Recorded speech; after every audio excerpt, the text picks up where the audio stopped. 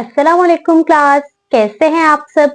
आज से हम लोग स्टार्ट करेंगे क्रोशे की बेसिक क्लास, जिसमें मैं आप लोगों को सिखाऊंगी बेसिक क्रोशिया इस तरीके की डायग्राम्स के साथ में, जिसमें हम लोग सीखेंगे क्रोशे को करना, उसके magic circle, simple stitch, chain stitch, single crochet और साथ ही साथ मैं आपको सिखाऊंगी इस तरीके से जो डायग्राम्स बनती हैं क्रोशे की। लेकिन जैसे ये फ्लावर है तो हम इसको बेसिक से सीखेंगे कि चेन कैसे बनती है, सारा कुछ कैसे बनता है। तो ये मैं आपको इस क्लास में सिखाऊंगी, यानी कि इस सीरीज में क्रोशे की मैं ये आपको सिखाने वाली हूँ। तो सबसे पहले हम बेसिक देख लेते हैं कि हमें क्रोशा करने के लिए चाहिए क्या क्या चीजें होती हैं।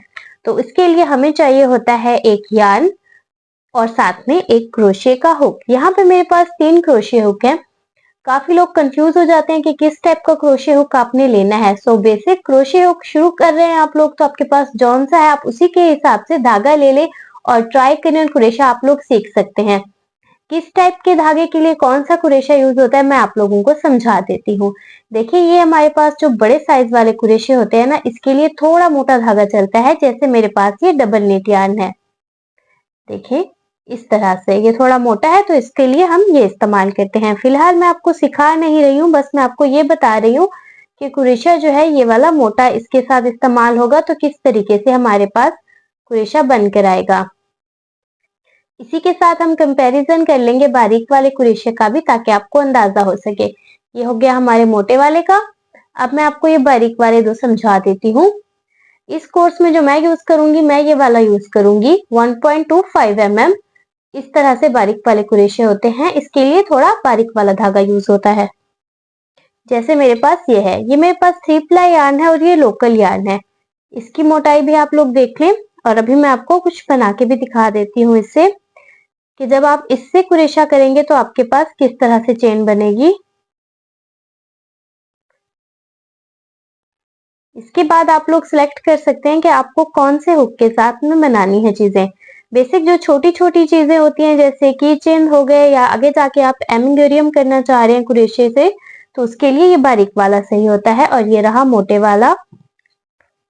अब आप लोग दोनों चीजों को देख लें।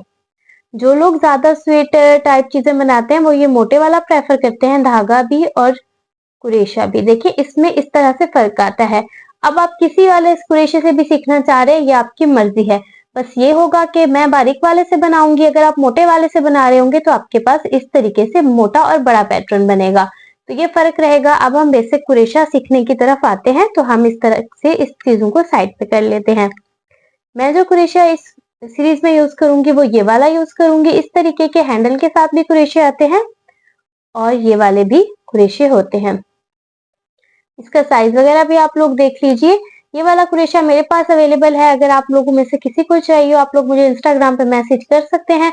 इंस्टाग्राम आईडी मेरी एलिया क्रोशेट टवी है। सेम डीपी आप लोगों को नजर आ जाएगी, तो आपने मैसेज कर देना है। अब हम आते हैं अपने क्रोशे की क्लास की तरफ।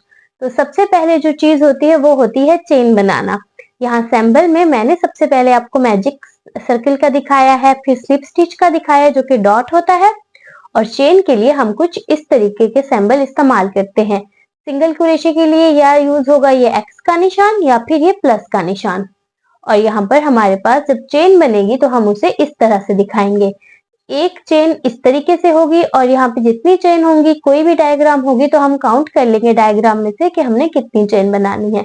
तो चलें अब हम अपने क्रोशे को शुरू करते हैं। तो सबसे पहले हम सीखेंगे कि हम लोगों ने क्रोशा कैसे इस्तेमाल करना है। तो देखिए, क्रोशे का जो इस तरीके से होता है ना, हमें इस तरह से क्रोशे को अपनी तरफ रखना होता है। कुछ लोग इस तरह से पकड़ते हैं, मैं इस तरीके से पकड़ती हूँ क्रोशे को। सबकी अपनी मर्जी होती है, ठीक है ना। जैसे आपको इजी लगे आपने क्रोशे को पकड़ लेना है, जैसे आप अच्छे से हैंडल कर सके। अब देखिए, धागा आपने एक तरफ से लेना है। ये देखिए, यहाँ से एंड है धागे का, तो यहाँ पे मैं धागे को अपनी उंगली के ऊपर इस तरीके से लपेट रही हूँ। ये देखिए, यहाँ से मैंने अंगूठा रखा, ये पीछे से घुमाते हुए इस तरीके से एक छोटा सा मैंने एक्स बनाया। यहाँ से मैं इसको पकड़ लूंगी और ये देखिए, क्रोशे को फिलहाल मैंने यूं पकड़ा हुआ है। यहाँ से नीचे की तरफ से आपने डालना है और दूसरी तरफ से धागा आपने निकाल लेना है, और ये देखिए इस तरीके से आपकी गांठ बनेगी। इस गांठ को बोलते हैं स्लिप नॉट। आई थिंक यहाँ पे शो नहीं है, ये स्लिप नॉट होती है। इसके बाद हम बनाना शुरू करते हैं चेन। अब देखिए इन 2 उंगलियों की मदद से ये नीचे वाला धागा पकड़ा हुआ है और यहाँ पे मैंने इस वाले के नीचे इस तरीके से रखें, आपकी मर्जी है, आप बिल्कुल सिंपल इस तरह से रखें, आपकी मर्जी। अब इसको आपने थोड़ा सा तनाव देना है और यहाँ से हमने इसको पकड़ना है। इस तरीके से क्रोशे को हमने धागे के उस तरफ डालना है। ये देखिए इस तरफ डालते हुए यहाँ से हमने ऐसे निकाल लेना है। ठीक हो गया। फिर से ऐसे करना है, उस तरफ धागे के क्रोशा डाल के इस तरीके से निकाल लेना है।